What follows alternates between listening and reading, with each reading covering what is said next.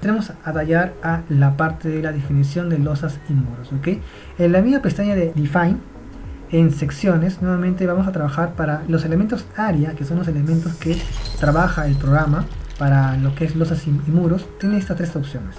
El Slab Section es el más común utilizado para la definición de losas. El Deck también, sin embargo, el Deck es más utilizado para losas de placa colaborante. Y Wall Section es, ya su nombre lo dice, para justamente muros, ¿no? Vamos a navegar un poco acerca de estos tres y vamos a manejarlo. Vamos a ir con el Slab Section, ¿ves? Es una sección para losa. El programa trae acá dos puntos, el plan y el slab. Si nosotros trabajamos con el slab, vamos a encontrarnos en el mismo escenario.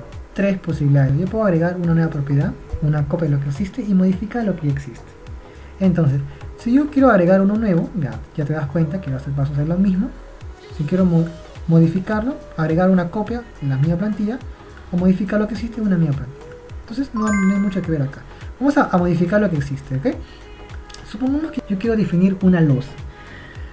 Vamos a estar en el tema ahorita de losa maciza, ¿ok? Porque losa sabemos que tenemos dos tipos, losas macizas y losas aligeradas. Entonces vamos a abordar primero el tema de la losa. Pero antes de abordar el tema de la losa en general, ya sea losa aligerada o losa maciza, hay un punto muy importante que a mí me gustaría mucho explicarle a ustedes, porque quizás algunos se han tomado con esto.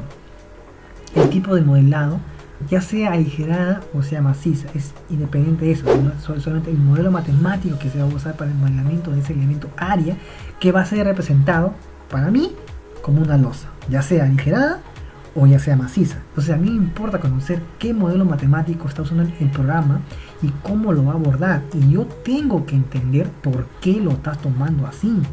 No es solamente algo mecánico que le pongo la losa, el peralte y se acabó. No, más que el nombre, más que el peralte y más que el material, es el modelo matemático. Es muy importante tener en cuenta ese modelo, ¿ok? Entonces, ¿qué es lo que sucede? Si tú despliegas, acá hay 4 modelos matemáticos que te presenta el programa al momento de modelar losa, ya sea aligerada o sea maciza. Este es independiente, ¿ok?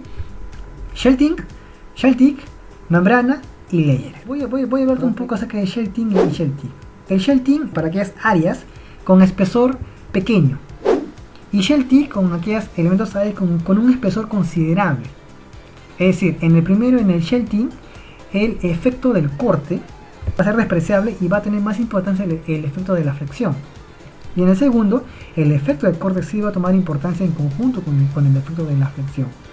Profe, flexión, corte, ya me voy a acordar más o menos. Okay.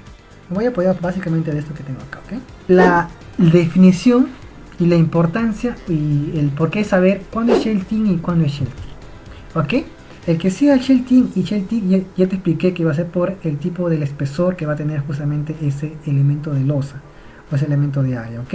Entonces, pero eso va a radicar mucho en el tema de la relación entre la longitud con el espesor.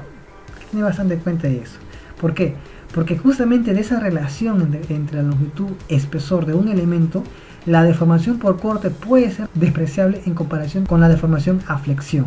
Ok, entonces esa relación de L entre T, cuando es mayor a 20, se trata de una placa delgada, ¿sabes? Donde justamente estamos en el caso de Shell-Tick, en una placa delgada, y por lo tanto se aplica las formulaciones de Kirchhoff, y justamente esa formulación fue creada para los casos donde la deformación por corte es despreciable, justamente por esta relación de luz, basada en ensayo, basada en la parte experimental, llegaron a que justamente cuando es una relación mayor a 20, se puede despreciar los efectos de corte en comparación con la deformación por flexión, por lo cual permite un ahorro importante en tiempo de esfuerzo de cálculo. Pero cuando L es entre 3 menor a 20, se trata de una placa gruesa, y ahí sí se aplican las formulaciones de Reisner y Mindel. Entonces estas formulaciones ya se aplica para el caso de elementos de espesores considerables donde la parte por corte no se puede despreciar en comparación con la deformación por flexión. O sea, eso trabajan en conjunto. Esto que te hace acordar, ¿te acuerdas el teorema de Castigliano?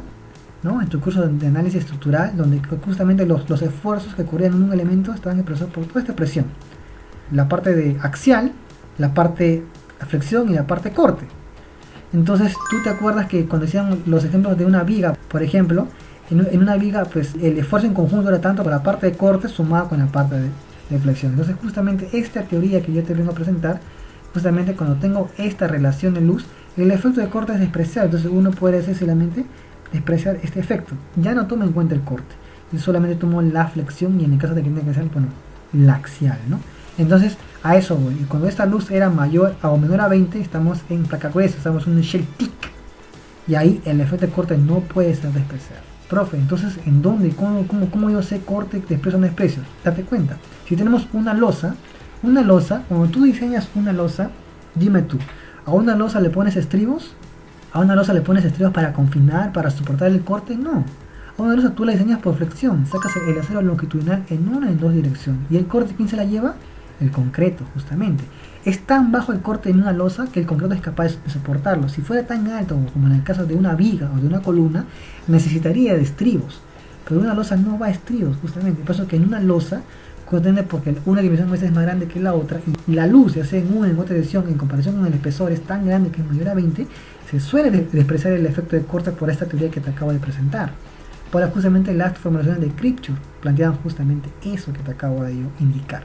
¿Y en dónde aplicaría yo las formulaciones de Reisser-Mindlin? Que es justamente cuando el espesor es menor a 20 y el efecto de corte sí hay que tomarlo en cuenta. En el caso de un muro de corte, tú no tienes muros de 10 metros, 8 metros, a veces tienes muros de 2 metros. Espesores de 25. Ahí la relación ya es menor a 20. Entonces, el efecto de corte va en conjunto con el esfuerzo de flexión. Es por eso que en un muro de concreto armado, para soportar el cortante no basta con el concreto. También tiene que tener acero de refuerzo horizontal, al igual que el vertical por el tema de flexión. Entonces te das cuenta que entrar a la parte teórica ya te da una cierta idea, te da más panorama de por qué usar shell thick y por qué usar shell thin. Si uno va a definir una losa maciza o aligerada, sabemos que podemos usar tranquilamente shell thin, no habría ningún problema. ¿Ok? Pero si quieres usar muro o algo que tenga cierto espesor considerable, pues tienes que usar shell thick para que jale, para que copie, para que tenga presente los efectos del cortante.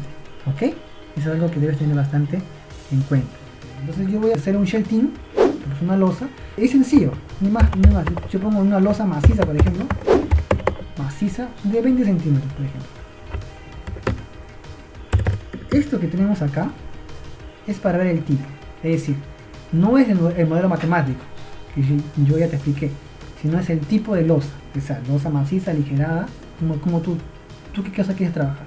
Con que yo le ponga el nombre no es suficiente, yo tengo que indicarle. Obviamente cuando yo despliego veo 4 opciones: slab, draw, rider y bar.